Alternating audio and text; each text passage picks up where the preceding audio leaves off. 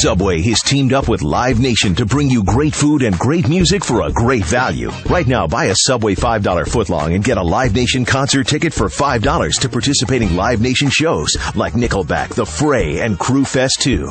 Ticket price does not include fees. See store for details. Subway. Eat fresh.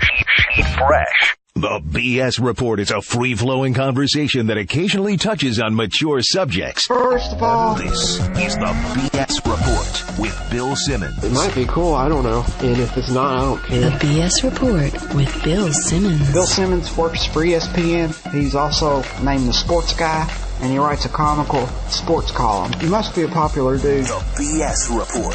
It's got a real dirty sound, like a rusty steak knife cutting through a well-aged steak. Now.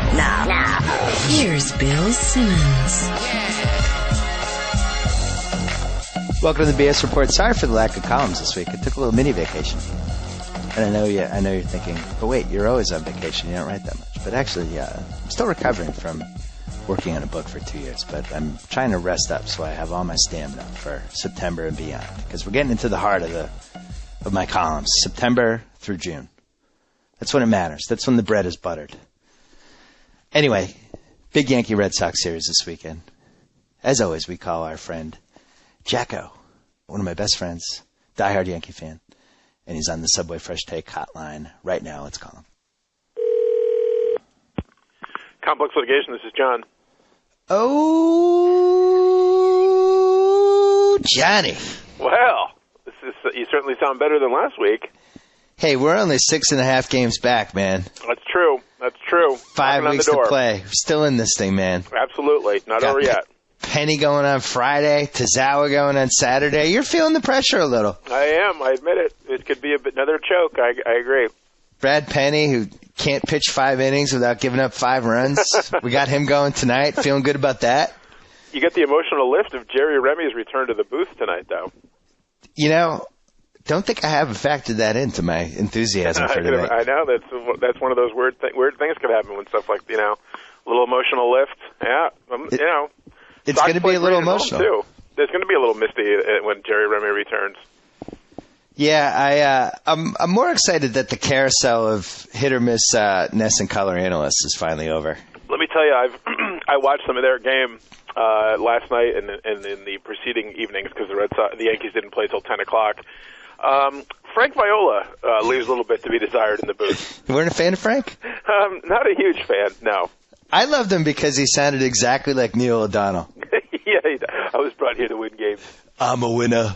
The Jets are winners. Every time he talked, I was having Neil O'Donnell flashbacks. I loved it. I'm a winner. I've been to a Super Bowl. But it took me like a week to figure out who he sounded like because I wanted to go with Francesa, but he didn't totally sound like Francesa. Right. Oh, speaking of that, random tangent, I was getting emails yesterday that after the Plaxico Burress sentence got handed down, Francesa had various inmates calling in, or former inmates, talking about what life in prison would be like for Plaxico. That's true. I came back from lunch yesterday, and a guy, first of all, he had about a 10-minute conversation with a guy who claimed to be a former New York City prosecutor who now worked in the U.S. Attorney's Office. So he was talking about how Plaxico, basically if it was you or I and we were a first-time offender and we carried a gun into New York and we got arrested and we weren't committing any other crimes in the process, we would automatically get 6 months in jail and 5 months probation. But because he was Plaxico, he got much more of a raw deal. And this guy was all inflamed about it. So he hangs up, and then another guy calls up, and he's like, "This is Joe from Albany or whatever." That wasn't his name or his town, but whatever. And he's like, "I come at it from a little different perspective because I just did a 6-year stretch upstate." And then he talked about what Plaxico is going to face, and when he first goes into prison, and what happens, and somebody calculates your time, and all the things that he would experience. So.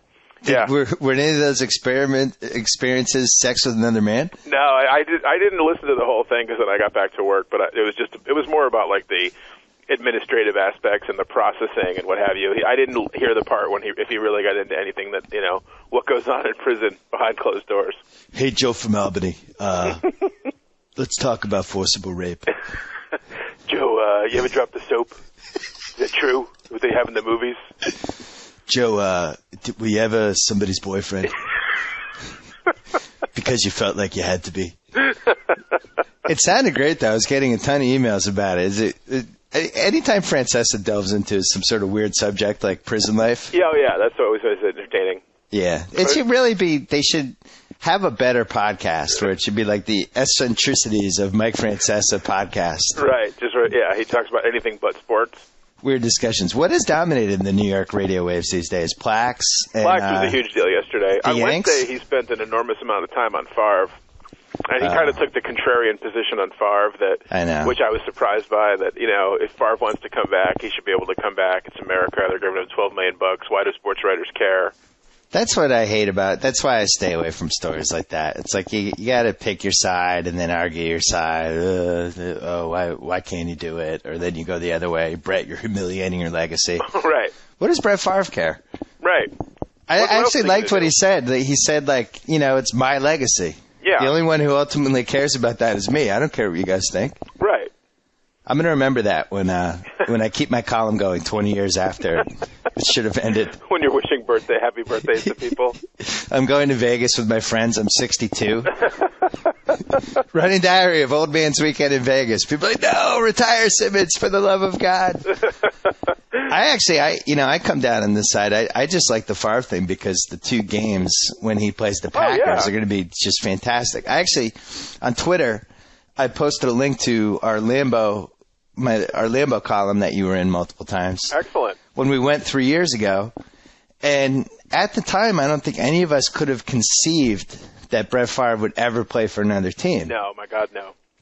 And I think the analogy I used was that I had some joke in there about how if he ever left, what would happen. And we decided it would be like Apocalypse Now, the end of the last 30 minutes after Kurtz gets killed.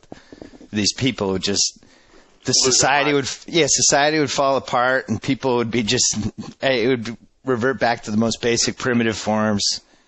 And instead, it seems like they're really kind of angry at him. Yeah, and now he's gone to a huge rival. I mean, I suppose that, when he went to the Jets, it provided the necessary healing period so everybody could sort of deal with their grief and mourn in their own way. Yeah. But now he's playing for although I think their biggest rival is the Bears, but he's going to another team in the same division that sort of fashions itself a rival of the Packers. So the Central. People are going to be fired up about that. And, I wouldn't normally care about a Packers-Vikings game except for fantasy implications, but it's must-watch TV when he goes back there on November 1st now. Well, and also October 5th they play in Minnesota. I mean, that's interesting, too, but the super interesting one is when he goes back to Green Bay. Yeah. I hope he stays healthy enough to get to that game. It would be such a letdown if he gets knocked out in week 4 or something. Yeah, that would suck. I didn't think of that. And the guy's 40 years old. It's a legitimate concern. I saw a rough cut last night of the Wayne Gretzky documentary that we're doing for 30 for 30. Mm-hmm. And when Gretzky goes back to Edmonton, it's really super emotional, but the Edmonton fans were on his side.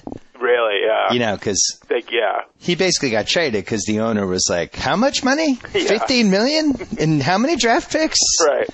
And so nobody really blamed Gretzky. Although there was like an interesting turn where they kind of started to blame Janet Jones as like being a Yoko Ono, which I had totally forgotten. But when he went back to Edmonton, he was nervous about how they're going to respond to me and all that stuff. But it was very emotional. The Packer thing is going to be much more interesting with Favre. It's a very good analogy to Gretzky too, because they're both small towns that have no other professional sports team nor ever will. Edmonton's the NHL version of the Packers. Oh, yeah.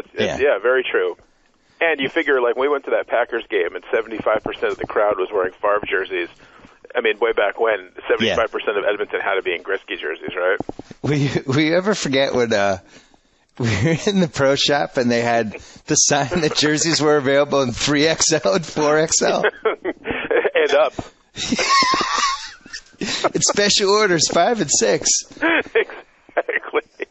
I'm so glad I wrote that column because I guess that's one of the good things about my job is sometimes you write this stuff down like a great weekend. You can kind of relive it through print. But, the thing we all took away from that weekend was that Favre was bigger than life. Oh, yeah. I still can't really having been there for one weekend, granted, but I still can't wrap my head around the fact that he's not a Packer anymore. And now coming in a different uniform, I just can't imagine what that's going to be like. It was our running joke that weekend that just everybody had a Favre jersey. There was no variety. It was just like, yeah, you have to wear a Favre jersey. It's like a uniform almost. We saw like two guys in an A.J. Hawk jersey trying to hedge their bets for the future, but they were ahead of the curve. But literally 75% of the crowd was in a Favre jersey. And there was like a smattering of Reggie White here and there for nostalgia, but basically it was all Favre all the time. Yeah, the 4 black fans that were there, I think, wore the black player jerseys. I think it was like Charles Woodson or whoever. But yeah, it was like all Favre. And it was really kind of creepy to be there. Because you look around, everywhere you look, there was a Favre number 4 jersey. The only difference was whether it was green or white. But you're like, whoa, oh. And not to mention that they were in all types of sizes. Well, I was going to say, those jerseys. The other difference is the guy wearing it was 400 pounds, but... In the column, there was a part where when we were driving to Green Bay from Milwaukee, yeah, and that the car of women passed us to the left. Yeah, it might have been pushing about 1,000 pounds in the car, and all of us looked over. There was a beat, and you said, "I called shotgun on Reggie White." I think that was your finest moment. We had a little email exchange about it this week. I think it's your all-time funniest joke. Thank you. I appreciate that. It's so you hard really to had to be there. One, but yeah, you really had to be there to see how big the Reggie White jersey girl was. But yeah. But you know, the other thing when I reread that column, and there was 4 guys in our car, so it was just so perfectly fitting. Oh, it was a perfect match for us. The disappointment came back when I was reading about it when Chip passed up bean snappers on the way home in Appleton, Wisconsin. To this day, a big regret. We never found out what happened at a true strip joint in the middle of nowhere, Wisconsin. We should go back for the November 1st game. We should go back for the Packers-Vikings to finish the story. And the story would be finished by stopping at bean snappers this time. Oh, yeah, unfortunately, that Packers game, which I really did think, I thought, yeah, let's go to that. Mm-hmm. You know, it could be fun, but it's right when my book tour is. Wow, there you go. So unless I do a signing... You're not taking a tour of Milwaukee for the Bucks? Well, as much as I'd love to, I don't think that's on the initial list. No. Yeah. I think, you know what we might do? We've been talking about a Midnight Madness signing when the book comes out at midnight, October 27th, which is a late Monday night, but would be a Tuesday, in Washington, D.C. Oh, that's cool. Because there's a Redskins game that night, Monday Night Football. Oh. And we could parlay that into... My question is, would anyone show up to get a book signed at midnight? I guess if I pre-sign them. Yeah. I don't know. I have faith in the people of Washington. There's like 10 colleges there. Absolutely. Plus, I was thinking I'd have a Pitino table.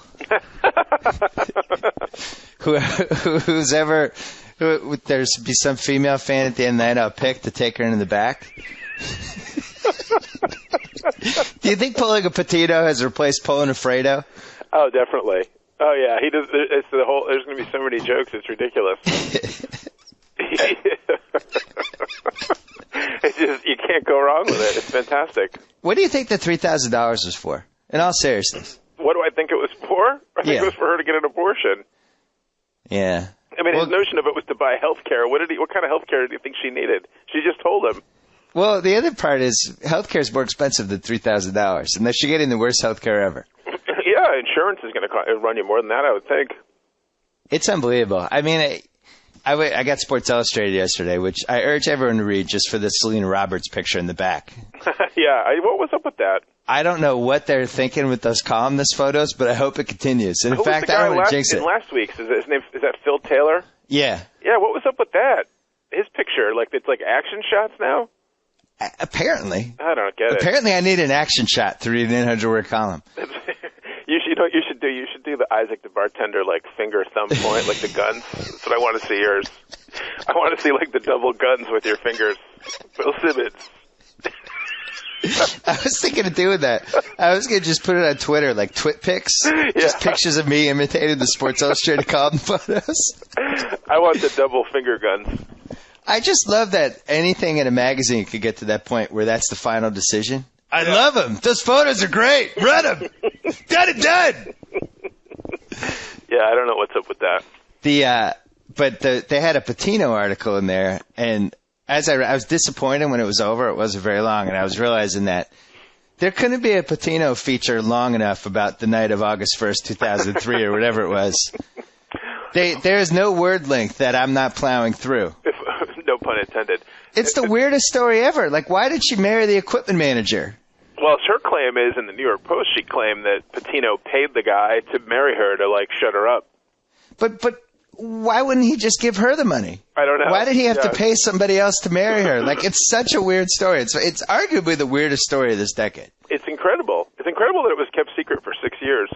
I mean, you forget that it happened 6 years ago, and it's all just coming out now or recently. You know. She had a daughter. She was a little top heavy. Yeah, I know. I saw a picture of her recently, and I was a little intrigued.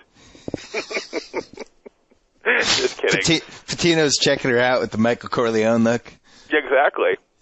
Why don't we go in the back, and I'll tell you my plans for the full court press this season. Here's how you break down the zone. Let me explain to you why Walter McCarty was the best press person I've ever coached. Come on in the back. We'll have some chicken fingers. Yeah. What about the assistant who was asleep? Yeah, I like that. He was just in the restaurant, and he confessed to what he heard.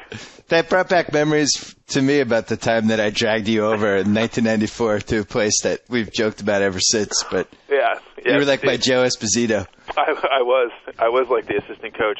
Do you think Pitino has to resign? Well, I would think so. I mean, if it was me, I would do it just for my own dignity. I couldn't take the heckling and just everywhere I went, people pointing and whispering and talking about it. I mean, I know he'll get that in life, but it's so much more magnified when you're a college basketball coach. I mean, the Cameron Crazies at Duke, their whole thing is just to, completely belittle people. Now, they don't play Duke, I don't think, but you tell me it's not going to be awful when they go to play Kentucky? They're their biggest rival. I mean, the crowd's going to murder them. I would just go home and count my money, try and reconcile with my wife, or become a single guy then and just say, hey, I'm Rick Pitino. But I wouldn't go deal with the rigors of college coaching and getting murdered in every single arena. He's made an insane amount of money. He certainly doesn't need any more. Not to mention that it's not going to come up in every single pregame interview for the entire season. I'm going to say Pitino's first season, so I'm going to say Christmas '97. I was at the Celtics coach. Yes. Yep. I was at it was like a Lord and Taylor's or somewhere. It was at the Prudential Center, the men's store, and Pitino happened to be there, and he was buying all these ties. And I was just, at that point, not a lot of celebrities passing through Boston, so you're kind of doing that transfix thing. Mm-hmm. Just watching him buy ties. I'll be honest, I would have had sex with him. He's a good-looking man, huh? Good-looking guy, a lot of magnetism. If there'd been a table in the back, I might have thought about it. Well, table for four? Nice comfy booth? I don't know. Could have talked me into something.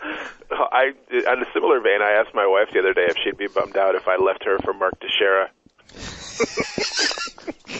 A lot would have to go right. A lot of things would have to go. There's a lot of hoops to jump through for that to occur, but, Yeah, because I really am a huge Mark Teixeira fan. But, I know you love Mark Teixeira. But back to Pitino, his big assistant now is former Holy Cross Crusader Ralph Willard. Yes. Ralph Willard left Holy Cross to go be an assistant at Louisville. Yes, Maybe they knew this was going to break, and he wanted a friend there, like his best friend there, to console him and comfort him in his times of trouble. Well, the other interesting part was that his son, Rick Pitino Jr., Richard Pitino, whatever he goes by, he ended up getting a job at, I think, Florida. Oh, really? To be Billy Donovan's right-hand man. This happened like 3 months ago, and at the time I was like, oh, that's nice. He got his son now you wonder if he just was like, hey son, you're gonna hear some things. Yeah, you want to get out now. I don't mean to make light of it because it's a terrible story, but at the same time, Oh, yeah. A married guy in the back room of some table in some Louisville restaurant. I mean, I do feel like it deserves to be mocked a little bit. No, it's crazy. It's a horrible judgment. And then that she marries the strength coach for Louisville or something. I mean, the equipment manager. The equipment manager. I don't get that at all. That's really odd. Who had followed Pitino, was with Pitino in Boston. Yeah. And then they see each other at Louisville functions or whatever, team parties or Christmas parties, and he's like, hey, how are you? Hey. And what does the husband think? Her husband. Oh, yeah, there's Rick Pitino. You had sex with him on the floor of a restaurant. I was wondering, does anyone have less self-esteem? Can you imagine? No, I can't. Day in, day out, there's the coach who had his way with your wife on a table. Yeah, Yeah, I don't get Some that. restaurant? That would be a rough one for me. All right, well, I just told about 7 jokes just to make JackO and Joe Mead laugh about Pitino. None of them will make the final cut. Although, something will tell me Joe Mead will store those on a secret tape and then extort me later on for $3,000. Someday there'll be like a podcast after dark that will be released, uncensored, on the DVD box set. You mean someday? You mean January 1st, 2011? Yes. Let's talk about the Yanks and the Red Sox. All right. So, you just professed your love for Prince William, Mark Teixeira. Yes, who indeed. also looks a little like Whitney in the Hills, as some readers have pointed out, but looks like one of those faces that looks like a bunch of different people. But yeah, I see the Prince William one. I don't know about the Whitney one, but all right. Well, imagine him with long hair and a cocktail dress. No? Oh, I have, but no, I don't know. I don't know if I see that one. All right. Well, he has certainly swung the rivalry. I think CeCe has helped. Oh, yeah, CeCe's been red hot in the second half. AJ Burnett has stayed healthy, which is nice for you. Yeah, he's been good. Phil Hughes has been reinvented as a setup guy. Been great. Johnny Damon in a contract year. I got to say, you'd do that Johnny Damon contract again. Oh, God, yeah. I want them to re-sign him. I never thought, I wouldn't think I'd be saying that, but I want them to re-sign him. Especially with Matsui not there next year, they can DH Damon more. It's funny, the Red Sox made two kind of big, well, I guess you could say 3. You got to throw in Pedro, but so Derek Lowe was going. They weren't going to re-sign him. But Pedro, they argued about. Johnny Damon, they argued about. And Cabrera, they argued about. Right. So with Cabrera, they decided to let him go, and they signed Edgar Renteria. That's a disaster. 5 years later, they're still trying to – the shortstop is still this black hole vortex. Right. Johnny Damon, they let go. Mm-hmm. They decide that his stats are on the decline. Defensively, he's a nightmare. His best years are behind him. And that leads to eventually Coco Crisp, who doesn't really work out, and now Ellsbury in center, who I think maybe, I can't remember if they knew Ellsbury was potentially coming or not, but they felt confident. He was in the minors, but he was in the minors, yeah. So maybe they were hoping that maybe we have this guy or whatever, but I don't think you can say the Damon thing worked out either because Coco Crisp didn't work out. Pedro, right. I think, worked out. Yeah. I think that would not have been a good contract to have. But It's interesting that the Johnny Damon thing kind of sort of secretly has come back to haunt them a little bit. I mean, they quibbled over $4 million with Damon because I think he ultimately signed for $52 for the Yankees, and the Red Sox top offer was like $48. Yeah. So they're quibbling over $4 million. And I think those were what the numbers were. Unless it wasn't $4 million a year. I think it was a total of $4 million. And then they turn around and spend $14 million on J.D. Drew, who, even though he went 4 for 4 with 2 home runs last night, I mean, let's face it, he's been an enormous disappointment. He's not worth anywhere close to $14 million a year. Yeah, I mean, I know he had the big grand slam in 2007, but he's a much better defensive player than Damon, I think. And but they were in a phase where they were really, looking at defensive stats, and they were a little ahead of the curve on defensive stats, and they were really concerned about Damon's arm. You've seen Damon's arm. Oh, he's terrible. Yeah, he's terrible defensively. He's terrible in the outfield. That's why I'd rather have him as a DH. But his swing is perfect for Yankee Stadium. He's been a catalyst offensively. He's been huge for them. And so you can't argue that even though he's better defensively, that J.D. Drew is anywhere close to worth $14 million. No, but I mean the problem is you couldn't play Damon in right field and they had Manny in left field. So that means you have to play him in center field where he didn't have the same range. His defensive liabilities are shown more there. That's true. So he hits 285, 359, 482 slugging in 2006, 24 homers. 80 RBI. 2007 slides, 270, 351 OBP, 396 slugging, 12 homers, 63 RBI. At that point, you're not feeling great about the contract. No, I wasn't. Last year, a little comeback. Yeah, he was good last year. 303, 375, 461, 17 homers, 71 RBI, and more importantly, 29 steals, 8 caught stealing. So not bad. Pretty good. I should mention he had 27 steals the year before. This year, contract year, 285, 365, 519. Mm-hmm. 519 slugging. That must be just because of Yankee Stadium. Yeah, his swing. I mean, he has that perfect uppercut swing for right field, so worked out well, the new stadium. That's the highest slugging he's ever had so far. 9-0 with steals, 22 homers, on pace for potentially high 20s, and 68 RBI. This is probably the best season of his career other than 2000 in Kansas City. Yeah, he's been huge for them. He's always on base. I'd be curious how many runs he scored. I bet he scored a lot of runs too. He's always on base in front of guys. So far he's 85. Yeah, he's having a really good year. I want them to re-sign him. I want a nice 2-year deal for Johnny. He might be happy in New York. He kind of gave you what you thought Abreu was going to give you, but didn't. Yeah, no, I think he's an upgrade over Abreu, definitely. I'm much happier with Johnny. Oh, my Lord. Do you know Johnny's home and away? No, I know. It's ridiculous, I'm sure. 15 homers at home, 7 on the road. You know what's funny is Nick Swisher has in the neighborhood of 20 home runs, and he's only hit like 4 or 5 at home, I believe. He's like the complete reverse, which is weird. Johnny's got on the road. 390 on base at home, 339 on the road, 589 slugging at home, 450 on the road. So he basically stumbles into this stadium that's perfect for him. If he's smart, he would stay. Oh, yeah. Absolutely. He should. Yeah, I mean, and he probably wants to go get, I don't know how much money he's really going to get in the open market. I was going to say he wants to go get the most money, but I don't know how many offers he's going to get. If he was smart, he would absolutely stay there, and that stadium is made for him. He'll put up huge numbers at his career stats. If I was a lefty, I would want to play in Yankee Stadium. And if I was a starter, I would want to go for the American League to the National League and do what Cliff Lee is doing right now. Absolutely, yeah. I think who would be the MVP of the American League as far superior to the National League argument? Is it Cliff Lee or Matt Holliday or Julio Lugo? Really, any of the three proved the point very well. Cliff Lee goes over and he won the Cy Young last year, but he never looked like he did these last 4 starts. No, he's been shaky this year, right? He was up and down. Terrible record, right? Yeah, he was up and down. He had come back a little before the trade, but then Matt Holliday goes over and he's freaking Hack Wilson. I know he couldn't do anything here in the American League, and then he goes over there and he's fantastic. Yeah, it proves the point once and for all. Is there anybody that went the opposite way, like somebody that came from the National to the American and was awful? To further prove the point? I mean, are you trying to bait me into a John Smoltz response here? Or? Well, there you go. It happens a lot. That's a good one.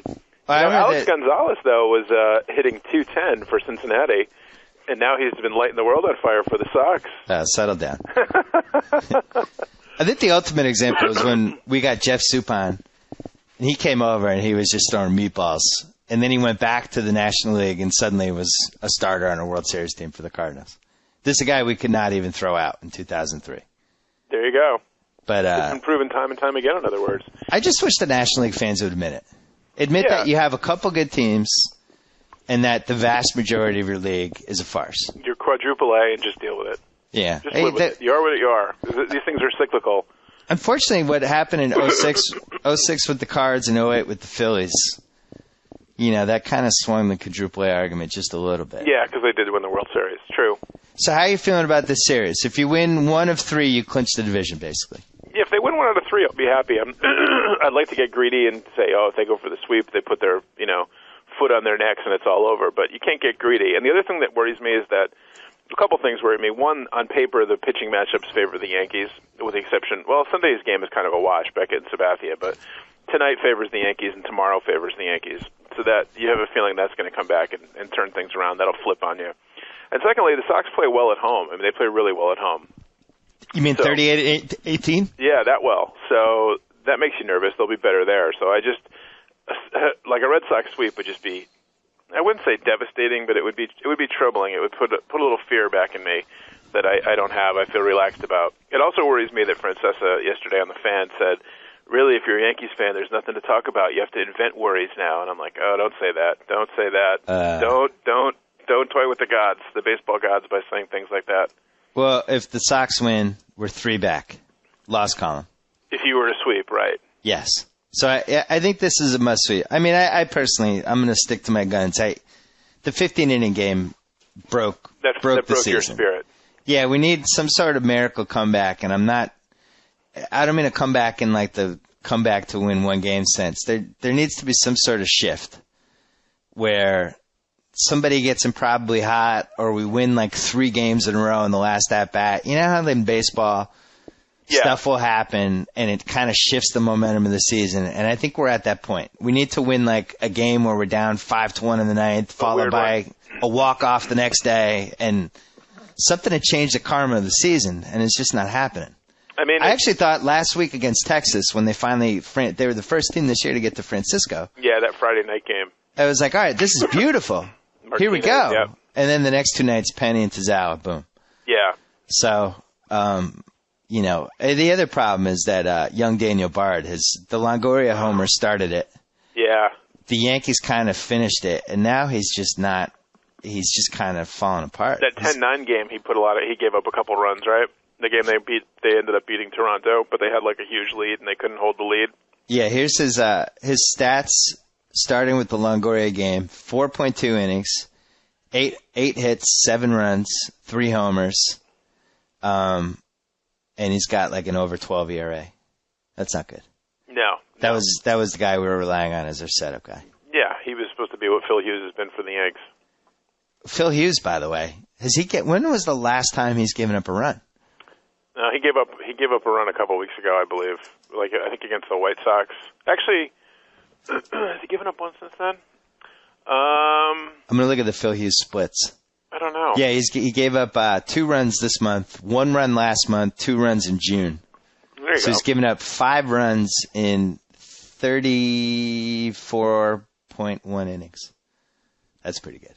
I mean, the thing that's crazy is the Yankees in the past week have won games started by Sergio Mitre and Chad Gaudin. How is that guy? Because some of my Red Sox fan emailers were really upset that we didn't get Chad Gaudin. That we could have claimed him. We could have claimed him ahead of the Yanks, but we didn't. And then the Yanks got him, and people were upset about this. And I was like, really? I never heard of him before they got him. But he pitched okay against Oakland, but that's not really a great testament because it is Oakland. They're awful. Right. So I don't really, it's not really a great basis to, formulate any opinions on. I mean, he looked okay. He looked all right. He did have a half-decent season in 07. Did he? Yeah. I mean, 4.43 ERA, but American League, Oakland, struck out 154, 199 innings. That's not awful. 11 and 13. At least he eats up innings for you, which you needed. I didn't even know what he looked like, and I was at work last week. They had a day game, and I went on to Yahoo to watch the in-game box score, and they have pictures of the players who are pitching and a player who's at bat at that time. Yeah. And they brought him in from the bullpen, so he was pitching late in the game. And they had a picture of him, I guess, when he played for the Cubs, and he had this long, it wasn't even like a goatee because it didn't have a mustache. It was just like this beard thing. Like this long red beard. He looked like the lead singer of Anthrax. Ugh. And I was like, oh my God, really? They traded for that guy? Looks like a freaking prison photo with a Cubs hat on. Yeah. But, that's not the Yankee way. So, of course, he was clean shaven when I watched him pitch the other night in Oakland. But he seemed like he was okay. I figured that's not a game they're going to win, but they figured it was safe to pitch him against Oakland so they could give Jabba an extra day. So, you want to talk about some potential chinks in the Yankee armor? Sure.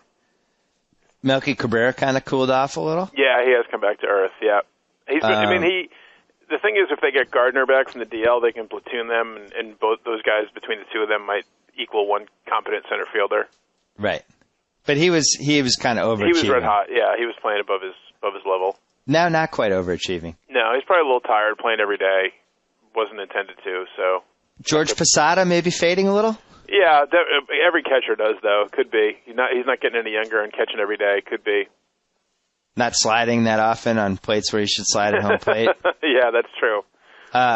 A-Rod still gimping around a little bit, maybe? Yeah, I mean, the thing that's pretty miraculous, actually, is that they've been doing this without A-Rod. Since he hit that home run in the 15-inning game, he's been pretty abysmal.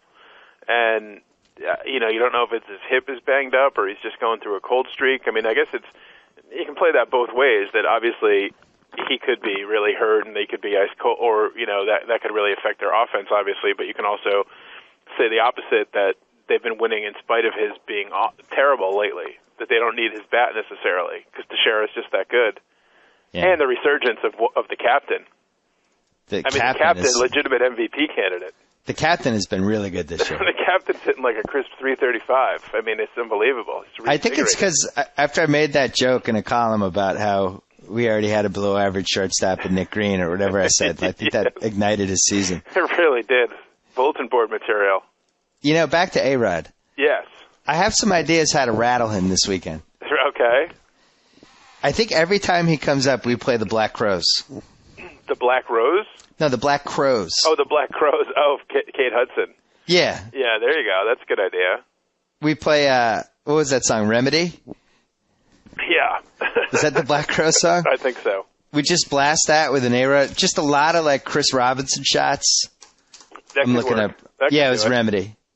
And maybe some, I don't know, some clips of her kissing guys in various chick flicks like Matthew McConaughey. Right, I was going to say.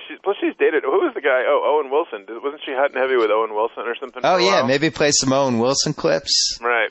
Got to be ways to rattle him. I think that won't be good for A-Rod or for Owen Wilson.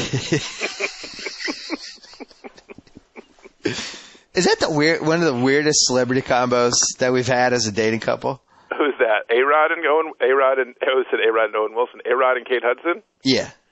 Yeah, it does seem odd. It really does. What do they talk about? She's like a child of Hollywood.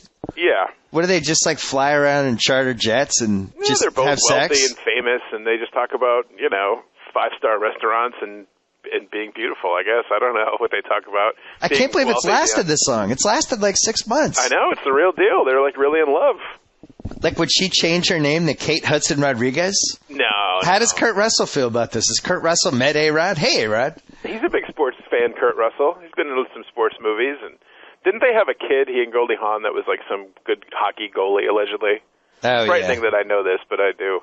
I think Kurt Russell's like, hey, A-Rod, got you a couple of Blu-rays of Miracle and Escape from New York. Thought you might enjoy them. A-Rod's like, thanks. Yeah, exactly. I want to know more about A-Rod and Kate Hudson. I'd love to know what they talk about. By all means, by all accounts, she is not the brightest bulb in the tree. There was an article in the New York Post the other day that I read that was all about the Yankee wives. Yeah. And that there's like a hierarchy of Yankee wives, and that it was all about apparently like CC Sabathia's wife and Johnny Damon's wife and Teixeira's wife. And I think, A.J. Burnett's wife, like they're like the top of the pyramid among Yankee. Oh, and Jorge Posada's wife, she's like the queen of the Yankee wives. So what's her name, Jim? I believe it's Laura Posada. And, okay. She's easy on the eyes too, let me tell you. Really? Yeah. So Jorge. Good hip hip Jorge. So they had this whole thing about Yankee wives, and you have to like get in the clique, and they apparently. They like shun Jeter's girlfriend, like she's only a girlfriend, so she's not allowed to come around, or they didn't care for her.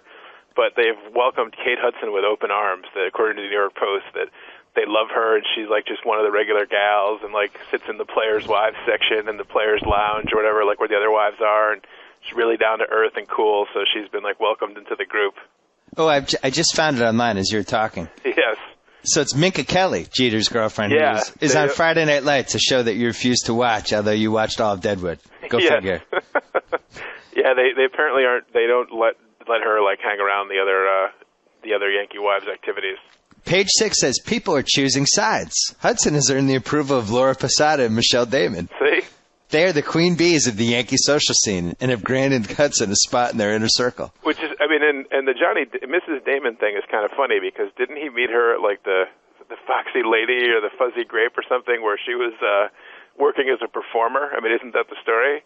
Or at Hooters. It was something seedy. Yeah, and he was married to someone else at the time, I believe. Semantics.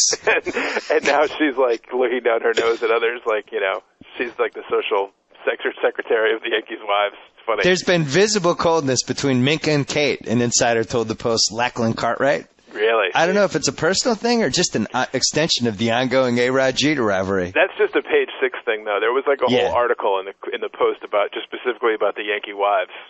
And it's funny that A.J. Burnett and Teixeira and Sabathia's wives hold any sway because it's their first year with the team, Do you think there must be somebody that Minka Kelly dated who Kate Hudson also dated? And you know who I think it is? I bet it's John Mayer. Well, he's been around the block a couple of times. John Mayer just circles the block. Connecticut's own John Mayer. You can't even say he's been around the block. He just does a sweep every week. He just goes around the block and picks up whatever. I'm not going to kill John Mayer. Yeah, it's a good job by John Mayer. I can't kill him. He's got a guitar and a big head, Johnny. Don't get tied down there, Johnny.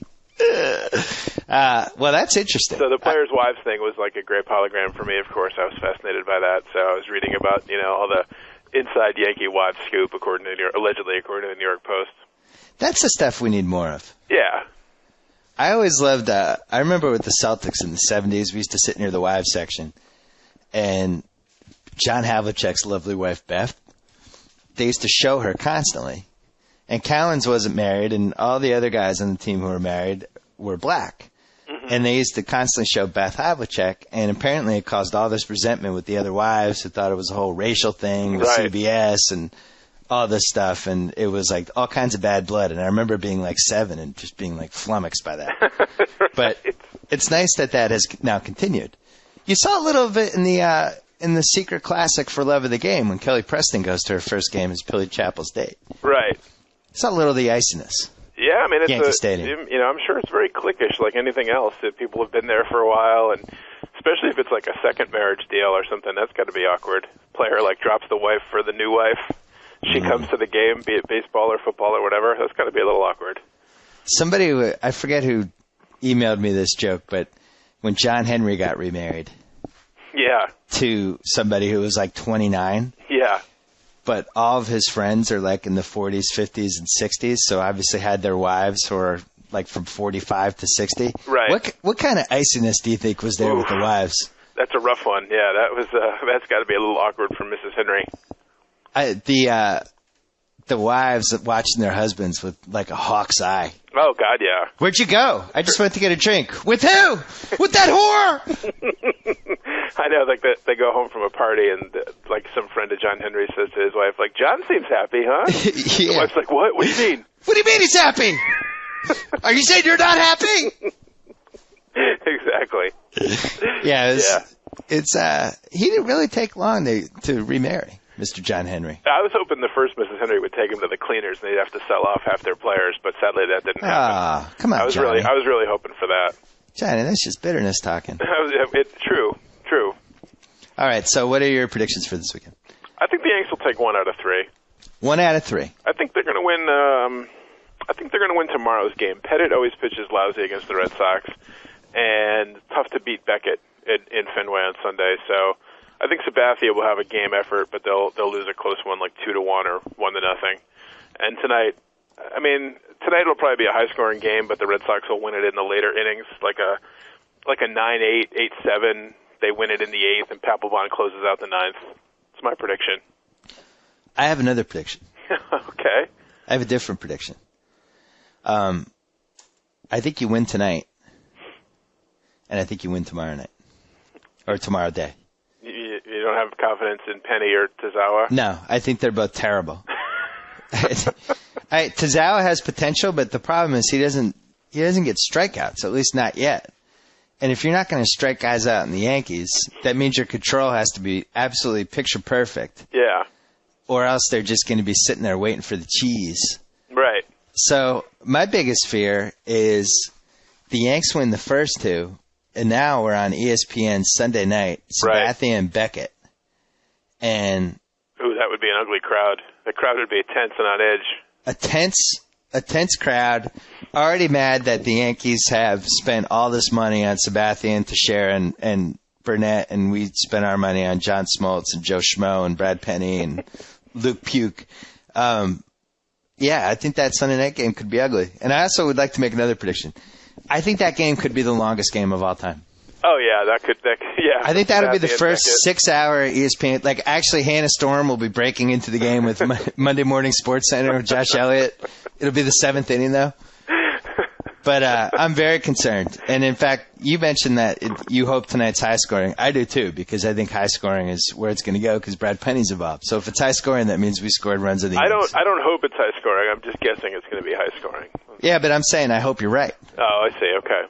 Because I know Brad Penny's going to give up 4 or 5 runs so in those first 5 that innings. Pettit did too, right? Yeah. Yeah. Hey, Brad, how about getting on a treadmill? Yeah, really. You're a professional athlete. All right, so what are you this week? Are you a 1 again? Yeah, I feel pretty good.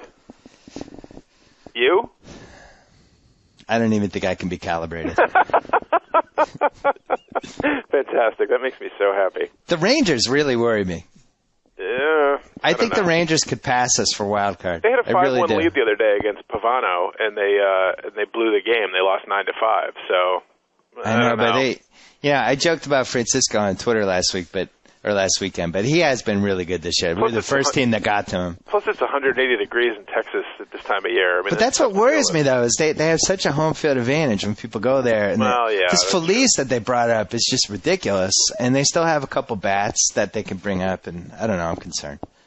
I'm not as concerned about Tampa, because Tampa seems like they're kind of a mess. Yeah, they're done. Joe Maddon's dyeing his hair and trying stupid tricks to motivate his team. They're classic year after, a little too much attention, a little too much love last year, and it's kind of backfired on them. But Texas, I'm concerned. Anyway, all right, Johnny. All right, buddy. Thank you for being on the Subway Fresh Tech Hotline. My pleasure. Joe, can we hear the song? Bill, JackO, partners in crime, the Subway Fresh Tech Hotline. There you go. Excellent. Theocracy is always good. Our friends at Theocracy. All right, Johnny, worst of luck this weekend. You too. Talk to you soon. Bye-bye. So I get the sign off. Whoa! Thank you for downloading the B.S. Report with Bill Simmons. Too much fun. Check out more podcasts at the iTunes Music Store or at Pod Center at ESPNradio.com. Peace out.